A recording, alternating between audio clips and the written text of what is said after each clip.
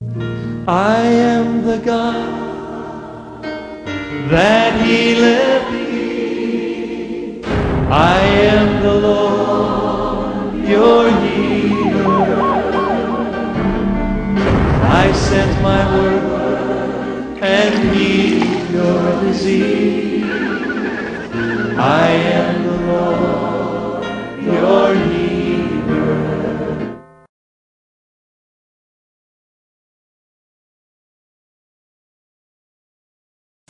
இயேசு கிறிஸ்துவின் இனிய நாமத்தினாலே உங்கள் அனைவரையும் அன்போடு இந்த நிகழ்ச்சிக்குள் வாழ்த்தி வரவேற்கிறோம். இயேசுவின் தழும்புகளாலே நிகழ்ச்சியின் மூலமாக உங்களை மீண்டுமாக சந்திப்பதிலே பெரும் மகிழ்ச்சி அடைகிறோம். இந்த நாளின் தியானத்திற்காக எடுத்துக்கொள்ளப்பட்ட தலைப்பு ரூத். ரூத்தின் சரித்திரத்தை குறித்து நாம் இந்த நாட்களிலே தியானிக்க இருக்கிறோம். இயேசு கிறிஸ்துவின் வம்ச வரலாறை நாம் கண்ணோக்கி பார்க்கும் பொழுது இந்த ரூத் என்கிற பெண்ணின் பெயரும் இடம் பெற்றிருக்கிறது. ஆண்டவராகிய இயேசு கிறிஸ்து யூதரின் ராஜாவாகிய தாவீதின் வம்சத்தில் பிறந்தார். ஆனால் ரூத் என்கிற பெண் ஒரு மோவாபிய பெண், கர்த்தரால் சபிக்கப்பட்ட, கர்த்தரால் விலக்கப்பட்ட சந்ததியில் இருந்த ஒரு பெண். இது எதை காட்டுகிறது என்றால், இயேசு கிறிஸ்து யூதருக்கு மட்டுமல்ல, உலகத்திற்கே இரட்சகராக பிறந்தவர். அவர் யூதருக்கு மட்டுமல்ல, யூதர் அல்லாத மற்றவர்களுக்கும் அவர் இரட்சகராக பிறந்தார் என்பதையே காட்டுகிறது. இந்த ரூத்தின் சரித்திரத்தை பழைய ஏற்பாட்டிலே ரூத் என்கிற புத்தகத்திலே நாம் வாசிக்கிறோம். அதிலே 4 அதிகாரங்கள் உண்டு. அந்த 4 அதிகாரங்களிலே முக்கியமாக நாம் காணும் 3 நபர்கள் யார் என்றால், நகோமி, ரூத், போவாஸ். ரூத் புஸ்தகம் புதிய ஏற்பாட்டு திருச்சபையின் முன் அடையாளமாக இருக்கிறது. நகோமி விழுந்து போன விசுவாசிக்கும், ரூத் மணவாட்டியான திருச்சபைக்கும், போவாஸ் நம் மீட்பெரும் இரட்சகருமான இயேசு கிறிஸ்துவுக்கும் முன் நிழலாட்டமானவர்கள். நாம் இந்த மூவரை குறித்து நாம் தியானிக்க போகிறோம். கர்த்தர் இந்த 3 பேருடைய வாழ்க்கையிலே பெரிய காரியங்களை செய்தார். நகோமியின் வாழ்க்கையிலே ஒரு பெரும் புயல் வீசிற்று. அதன் காரணமாக அநேக சோகங்களை அவள் தன் வாழ்க்கையிலே சகிக்க நேரிட்டது. சோகங்கள் மத்தியிலே, தோல்விகள் மத்தியிலே அநேக ஆசிரியர் இழந்தவளாக, தனித்தவளாக காணப்பட்டாள். ஆனால் கர்த்தர் நகோமியின் வாழ்க்கையிலும், கண்ணீர் சிந்திய ரூத்தின் வாழ்க்கையிலும் பெரிய காரியங்களை செய்தார். கசந்து போன அவள் வாழ்க்கையிலே வசந்தம் மீண்டுமாக வரும்படியாக ஆண்டவர் செய்தார். இருண்டு போன வாழ்க்கையிலே ஒளியை வீசி பண்ணினார்.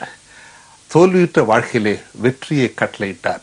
அவர் இழந்த சகல நன்மைகளும் திரும்ப பெறும்படியாக கர்த்தர் பெரிய காரியங்களை அவர்கள் வாழ்க்கையில செய்தார். அன்று அவர்கள் வாழ்க்கையிலே பெரிய காரியங்கள் செய்த அதே ஆண்டவர் இன்றும் ஜீவனுள்ள தேவனாக நம்மத்திலே அசைவாடி கொண்டிருக்கிறார். அன்று அவர்கள் வாழ்க்கையை திசை திருப்பி நன்மையை காணும்படி செய்த அதே தேவன் இன்று உங்கள் வாழ்க்கையில காணப்படும் இருளை போக்க வல்லமையுள்ள தேவனாக இருக்கிறார். நீங்கள் இழந்து போன நன்மைகள் திரும்ப பெற ஆண்டவர் ஆவலோடு காத்திருக்கிறார். ஆகவே இந்த நாட்களிலே இந்த மூவருடைய வாழ்க்கையை நாம் சற்று உற்று கவனிப்போம். ஜெப சிந்தையோடு நாம் தியானிப்போம். அவர்கள் வாழ்க்கையோடு நம்முடைய வாழ்க்கையை ஒப்பிட்டு பார்ப்போம். கர்த்தர் அவர்கள் வாழ்க்கையின் மூலமாக நமக்கு அநேக காரியங்களை உணர்த்தி இருக்கிறார். ஆகவே ஜெபத்தோடு, ஜெப சிந்தையோடு இந்த தியானத்திற்கு நாம் கடந்து செல்வோம். முதலாவது நாம் தியானிக்க போவது நகோமி என்கிற பெண்ணை குறித்து. ரூத்தின் புஸ்தகம் 3ஆம் அதிகாரம் 18ஆம் வசனம் எடுத்து வாசிப்போம். அப்பொழுது அவள், என் மகளே, இந்த காரியம் என்னமாய் முடியும் என்று நீ அறிய மட்டும் பொறுத்திரு. அந்த மனுஷன் இன்றைக்கு இந்த காரியத்தை முடிக்கும் முன் இளைப்பாற மாட்டான் என்றாள். இந்த வார்த்தை நகோமி விசுவாச அறிக்கையாக கூறினாள். இது நகோமியின் விசுவாச அறிக்கை. இந்த வார்த்தையை, நகோமியுடைய விசுவாசத்தை ஆண்டவர் கனப்படுத்தினார். அந்த வார்த்தை என்ன கூறுகிறது? என் மகளே, இந்த காரியம் என்னமாய் முடியும் என்று நீ அறிய மட்டும் பொறுத்திரு. அந்த மனுஷன் இந்த காரியத்தை முடிக்கும் முன் இளைப்பாற மாட்டான். அன்பான சகோதரனே, சகோதரியே, நீங்கள் அநேக காரியங்களை குறித்து கலங்கி போய் சோர்ந்து போய் இந்த நிகழ்ச்சியை பார்த்து கொண்டிருக்கலாம். உங்களை வாதிக்கிற காரியம், உங்களை கலக்குகிற காரியம், உங்களை அலைக்கழிக்கிற காரியம், எந்த காரியமாக இருந்தாலும் கர்த்தர் இந்த நாளிலே அதை முடித்து வைப்பார். நாம் செய்ய வேண்டிய ஒரே ஒரு காரியம், கர்த்தருடைய சமூகத்திலே காத்திருக்க வேண்டியது. கர்த்தர் சமூகத்தில் தரித்து இருக்கும் பொழுது, அவருடைய பலத்த கரத்திற்குள் அடங்கி இருக்கும் பொழுது, ஏற்ற காலத்திலே உங்கள் வாழ்க்கை நிலையை மாற்றி போடுவார். ஹல்லேலூயா. அன்று நகோமிக்கு நடந்த காரியத்தை நாம் சற்று தியானித்து பார்ப்போம். நகோமி என்றால் வசந்தம் என்கிற அர்த்தம் உண்டு. வசந்தமாக துவங்கின ஒரு வாழ்க்கை. நகோமியை நாம் முதலாக ரூத்தின் புத்தகம் 1ஆம் அதிகாரம் 1ஆம் வசனத்தில் சந்திக்கிறோம். எங்கு சந்திக்கிறோம்? பெத்லகேம் ஊரிலே குடியிருக்கிற நகோமியை சந்திக்கிறோம். பெத்லகேம் என்றால் சகல அப்பங்களின் வீடு. பெத்லகேமுக்கு எப்பிராத் என்கிற ஒரு பெயர் உண்டு, அதாவது செழிப்பு. செழிப்பு மிகுந்த சகல அப்பங்களின் வீடாகிய பெத்லகேமில் நாம் முதலாக நகோமியை சந்திக்கிறோம். பெத்லகேம் கர்த்தரால் முற்குறிக்கப்பட்ட ஒரு இடம். மேசியாவாகிய இயேசு கிறிஸ்து பிறப்பதற்காக தீர்க்கதரிசிகளால் முன்னறிவிக்கப்பட்ட ஒரு இடம். அது கர்த்தருடைய இடம், ஒரு புண்ணிய பூமி. அந்த இடத்திலே, கர்த்தருடைய சமூகத்திலே, கர்த்தரால் முற்குறிக்கப்பட்ட ஒரு இடத்திலே நகோமியை சந்திக்கிறோம். எத்தனை அழகான ஒரு ஆரம்பம் பாருங்கள். ஆனால் என்ன நடந்தது? பெத்லகேமிலே பஞ்சம் உண்டாயிற்று. வேதம் இப்படிதான் கூறுகிறது. எடுத்து வாசிப்போம். ரூத் 1ஆம் அதிகாரம் 1ஆம் வசனம். நியாயாதிபதிகள் நியாயம் விசாரித்து வரும் நாட்களில் தேசத்திலே பஞ்சம் உண்டாயிற்று. அப்பொழுது யூதாவில் உள்ள பெத்லகேம் ஊரானாகிய ஒரு மனுஷன் தன் மனைவியோடும் 2 குமாரரோடும் கூட மோவாப் தேசத்திலே போய் சஞ்சரித்தான். பெத்லகேமிலே பஞ்சம், சகல அப்பங்களின் வீடாகிய பெத்லகேமிலே பஞ்சம். இதற்கு காரணம் என்ன? வேதம் திட்டமும் தெளிவுமாக கூறுகிறது. ரூத் 1ஆம் அதிகாரம் 1ஆம் வசனத்தின் முந்தின வசனமாகிய நியாயாதிபதிகளின் புஸ்தகம் 21ஆம் அதிகாரம் 25ஆம் வசனம் இப்படியாக கூறுகிறது. எடுத்து வாசிப்போம். அந்நாட்களிலே இஸ்ரவேலிலே ராஜா இல்லை. அவனவன் தன் பார்வைக்கு சரி போனபடி செய்து வந்தான்.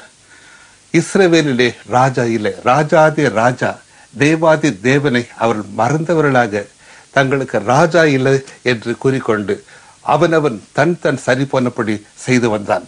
அது நிமித்தம் பெத்லகேமிலே பஞ்சம் வருவதை தேவன் அனுமதித்தார். தேவனுடைய சிக்ஷை கடந்து வந்தது. ஆண்டவர் என்ன எதிர்பார்த்தார்? இஸ்ரேல் மக்களாகிய தன்னுடைய பிள்ளைகள் தன்னிடம் மனம் திரும்ப வேண்டும். தங்களுடைய பாவங்களை குறித்து மனஸ்தாபப்பட்டு மனம் திரும்பி தன்னிடம் திரும்பி வர வேண்டும் என்ற நோக்கத்தோடு தான் அந்த தேவ சிக்ஷையை தேவன் அனுமதித்தார். ஆனால் நடந்த காரியம் என்ன?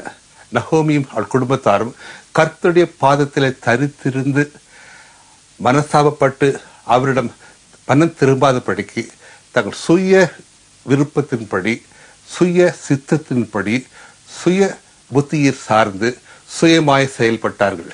பெத்லகேம் அவர்களுக்கு முற்குறிக்கப்பட்ட ஒரு இடம். தேவனால் அவர்களுக்கு முற்குறிக்கப்பட்ட ஒரு எல்லை. தேவனுடைய எல்லையாகிய பெத்லகேமை அவர்கள் கடந்து சென்றார்கள். தேவனுடைய நியமத்தை அவர் மீறினார்கள். எங்கு சென்றார்கள்? மோவாபை நோக்கி சென்றார்கள். மோவாப் கர்த்தரால் சபிக்கப்பட்ட ஒரு இடம், கர்த்தரால் விலக்கப்பட்ட ஒரு சந்ததி. கர்த்தருடைய சமூகமாகிய பெத்லகேமை விட்டு கர்த்தரால் சபிக்கப்பட்ட, கர்த்தரால் விலக்கப்பட்ட அந்த மோவாபை நோக்கி நகோமியும் அவர் குடும்பத்தாரும் சென்றார்கள். எத்தனை பரிதாபம் பாருங்கள். வேதம் கூறுகிறது, அப்போஸ்தலர் 17:26, மனுஷ ஜாதியான சகல ஜனங்களையும் அவர் ஒரே இரத்தத்தினால் தோன்று பண்ணி பூமியின் மீதெங்கும் குடியிருக்க செய்து முன் தீர்மானிக்கப்பட்ட காலங்களையும் அவர்கள் குடியிருப்பின் எல்லைகளையும் குறித்திருக்கிறார். ஹல்லேலூயா. கர்த்தருடைய பிள்ளையாக நமக்கு ஆண்டவர் முன் தீர்மானிக்கப்பட்ட காலங்களையும் முற்குறிக்கப்பட்ட எல்லையையும் குறித்திருக்கிறார்.